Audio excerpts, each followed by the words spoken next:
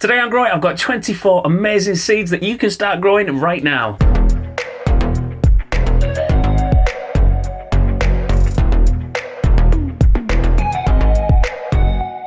It's February, and that means it's finally time to start growing some of your seeds for this year. For a couple of your seeds, it's maybe best just to wait a couple more weeks, just until we get into the middle of February before you start sowing them, just to make sure that the temperatures aren't too cold. And keep an eye out for any frost, because even the slightest bit of frost will kill off any of your seedlings. So keep an eye on the weather and make sure that it doesn't get too cold. If you've got the space indoors or a heated greenhouse, then it'll definitely make sowing in February a lot safer. And really, you're aiming for a minimum temperature of around 15 degrees Celsius for germinating seeds. So before we get going, don't forget to subscribe to my channel to keep up to date with all of the seeds that I'm growing this year, with loads of guides and ideas to make sure that you get the most out of your plants and garden this year.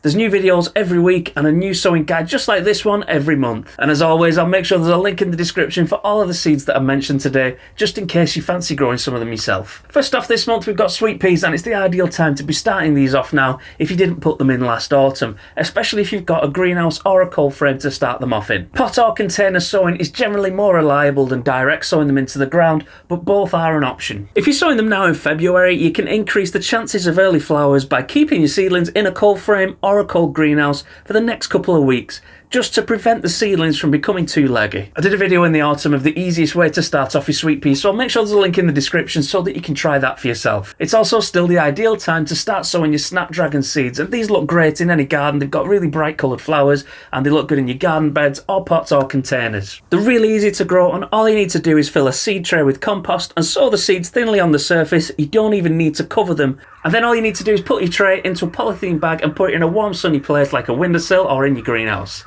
Once the seedlings are large enough to handle, you can transplant each one into a tray or a pot. Once all the risk of frost passed, you can plant your snapdragons outside directly into the ground or into your large pots. Dahlias can be grown from seed starting in February, and if they're sown early in spring in a greenhouse or propagator, dahlia seeds will produce young plants ready to plant outdoors in late May, ready to flower this year. Start your seeds off in a propagator or a tray sealed in a polythene bag, and you'll have seedlings ready in a couple of weeks. If you do grow dahlias, it's a great idea to let a couple of your flowers set seed, which will be ready for collection at the end of September. Stick them in an envelope over winter, ready to sow this time next year. You'll get a fantastic mixture of different flower shapes and colours next year due to the genetic variation in the next generations from the cross-pollination of this year's plants. Next up, we've got geraniums, which are a genus of 422 annual, biennial and perennial plants. They're found throughout the temperate regions of the world and the mountains of the tropics, but mostly in the eastern parts of the Mediterranean. You can grow geraniums in moist but well-drained soil in sun or shade, and it's worth noting that geraniums die back in autumn and regrow in spring. Mulching annually with leaf mould or well-rotted compost will keep your plants growing for several years to come. It's best to sow your geraniums in a propagator inside, and once they've established, you can pot them out, ready to go out in spring. It's also worth mentioning that geraniums aren't the easiest plants to grow from seed, so they aren't that great for beginners. But if you want to grow geraniums and you don't fancy growing them from seed, don't worry, because the garden centres will normally have absolutely tons of them in different varieties and colours in the spring. It's time to start growing your first early potatoes this month, with the first step of the process that's called chitting. I've got a full guide to starting off your potatoes, including chitting, with loads of other information and tips for growing potatoes,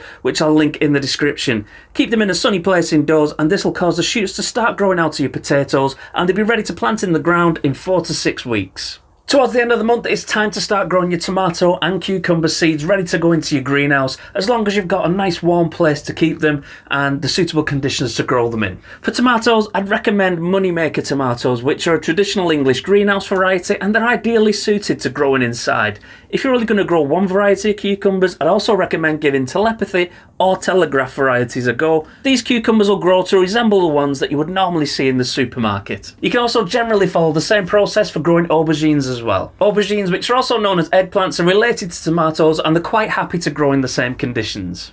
Aubergines are technically a berry with dark purple skin and a spongy, absorbent interior. I haven't grown aubergines before because I'm not especially fussed on them, but I might give them a go this year if I can find the space. You can start off early sowings of brassicas in February, as long as you've got some kind of cover for them, so you're going to want to grow them in a polytunnel or a greenhouse just to keep that frost and cold weather off them. Brassicas are all amazingly the same species of plant, which is Brassica oleracea. The difference between all of the varieties that you grow is just that they've been selected for different features. You could start with growing Brussels sprouts, and I've gone for Groninger, which is the variety that I'll be growing this year. There's cabbages and red cabbages such as Mammoth Red Rock, cauliflowers with the classic variety called all year round, and kale, which also comes in a variety that's been crossed back with Brussels sprouts called kalettes. Other brassicas include broccoli and kohlrabi, and it's amazing to think that all of these different vegetables that we grow are all the same plant, and I'll do a video in future explaining how all of this works. It's time to start sowing leeks under cover because these require a really long growing season. A great variety to try are the classic leek, which are called Musselburgh,